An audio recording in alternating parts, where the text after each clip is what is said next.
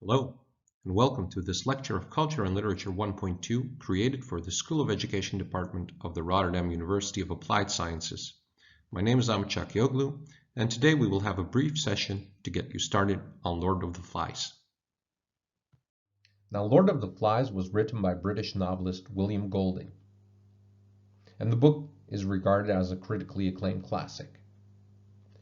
William Golding was born on 19 September 1911 in Cornwall, England, and in 1935 he started teaching English and philosophy. He temporarily left teaching in 1940 to join the Royal Navy, and in 1954 he published his first novel, Lord of the Flies.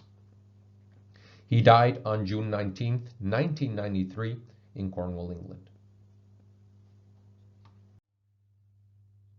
Now in 1954, after 21 rejections, William Golding published his first and most acclaimed novel, Lord of the Flies. The novel told the gripping story of a group of adolescent boys stranded on a deserted island after a plane wreck. Lord of the Flies explored the savage side of human nature as the boys, let loose from the constraints of society, brutally turned against one another in the facts of an imagined enemy. Riddled with symbolism, the book set the tone for Golding's future work, in which he continued to examine man's internal struggle between good and evil.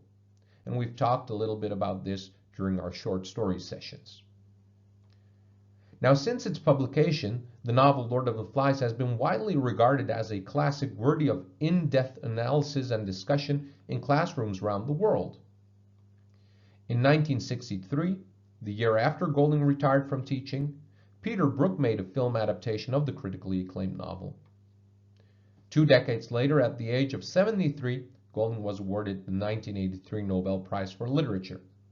And in 1988, he was knighted by England's Queen Elizabeth II. In 1990, a new version of the film of The Lord of the Flies was released, bringing the book to the attention of a new generation of readers. And now, even 30 years after the second version, a new version of the classic is already in the works, due to arrive somewhere in the next 2 years. Now, in writing Lord of the Flies, William Golding wanted to show in one microcosm the evolution, or actually the devolution, of society. Having served in the British Navy during World War II, Golding saw a lot of evil. Although he didn't claim a one-to-one correspondence with historical accounts, he did want to show several things about British and, of course, by extension, European society. Now, in Ralph, the character, the values of democracy are apparent. Ralph seeks to be a good leader who incorporates suggestions from the rank and file into his government and works for the good of the society. He consistently tries to consider the good of the little ones and personally works on building the shelters. The novel also shows how lust for power can destroy a democracy, pictured by Jack's ability to lead the boys into his tribe in opposition to Ralph's. Golding also wanted to demonstrate how, when forced to compete for scarce resources, people will revert to animalistic tendencies, quickly abandoning any sense of right and wrong. His insertion of Simon into the story was to show that the people in society who tend toward the spiritual, or spirituality, have special insights that others don't have.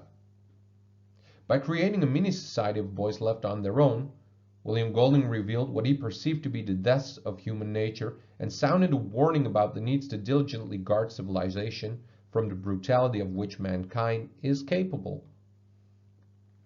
Now here on this slide, you see a photo of a group of real survivors years after their rescue. In June 1965, 6 students aged 13 to 16 from a strict Catholic boarding school in Tonga in the South Pacific decided that they were so bored they would run away. Run away they did, and they were presumed dead for over a year. Now you can find out more about their story online, and what I want you to do is actually compare their story, the real Lord of the Flies, and their story, how they survived in real life versus how the boys survived in the book, and see whether it is the same and where it differs from each other. Okay, so Lord of the Flies is a few things. Now, first of all, it's an allegorical novel. And remember, allegory is a device in which characters or events represent or symbolize ideas and concepts. So when reading it, try and see how it is an allegorical novel and bring your insights to class. Now, Lord of the Flies is also a novel which explores human nature. It is about the struggle for power in chaotic situations, and it is about a group of boys who survive a plane crash and end up on a desert island and have to fend for themselves. Okay, so for our live session in Microsoft Teams, I want you to read 2 reviews that I'll put in the comment section, and I want you to read them, and they're both on Lord of the Flies, obviously. And for each review, find 1 paragraph that you agree with and 1 that you don't agree with. So all you have to do is just write down which paragraph you agree with and which you don't, and do that for both reviews. And think of why you agree and why you don't agree, so we can have a discussion on that in class. Now, the second assignment that I want you to do before coming to class is, imagine you work for a publishing company and you are asked to write the blurb of the book for Lord of the Flies, and the blurb is the text on the back, so the teaser of the book. And you're also going to design the front cover. Now, I don't want you to put a lot of hours in this, obviously, but come up with a catchy text that you think will attract readers to reading it, and also find a picture online that could be a cover of the book. Bring it with you to class and we'll discuss why you think those are the best options, and maybe someone can persuade you of their options. Now, of course, before we end this lecture, it is always important to remember, that you have to study and you have to bring your knowledge to class. Read the works, as a discussion proves very difficult with a group that is not prepared. Make sure you participate, and just being online is not enough. You are actually required to actively engage in our discussions, challenge yourself, challenge each other, and challenge us, your teachers. This is actually what makes these classes fun. And it will, of course, help you write better essays and create better assignments.